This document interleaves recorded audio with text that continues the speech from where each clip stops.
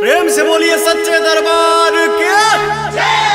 ओम जयंती मंगला काली भद्र काली कपालिनी दुर्गा क्षमा सेवा धात्री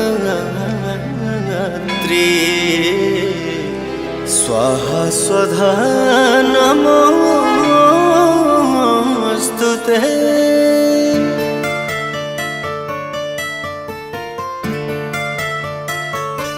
माई के आरती उतारो रे मंगल गीत गाओ रे।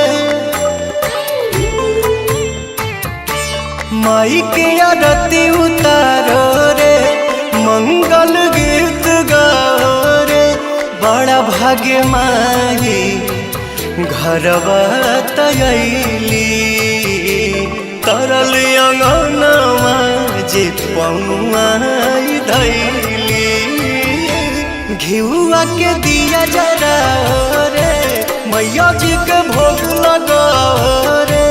माई के आरती उतारो रे मंगल गीत गाओ रे। जय जय जय माँ जय माँ जय जय जय माँ जय माँ।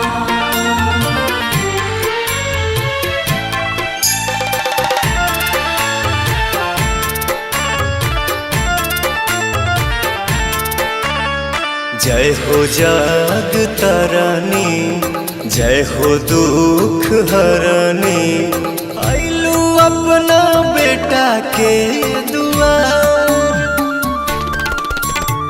हाई हम पुजरिया रखी नजरिया सुखी रहे पूरा परिवार।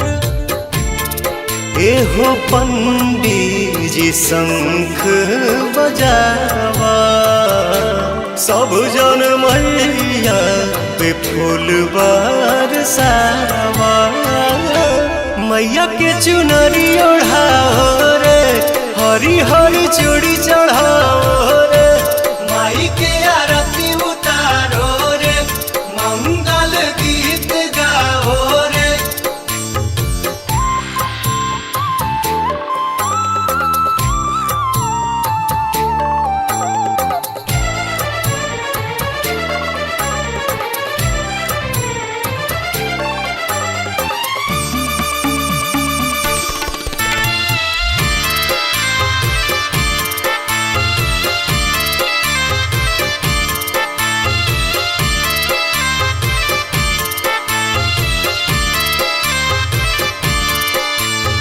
पहले सब देवता करे खातिर नेवता सज गइल सच्चा दरबार।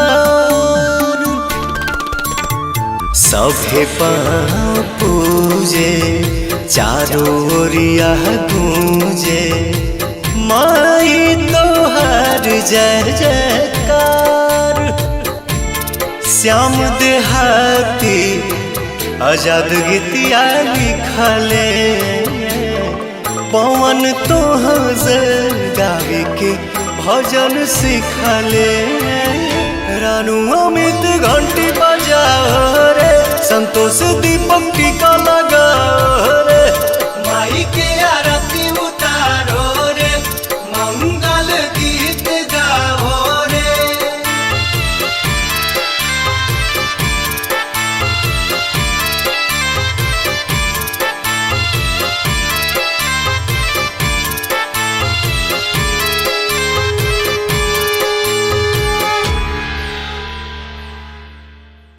घिउआ के दिया जरा रे मैया जी के भोग लगाओ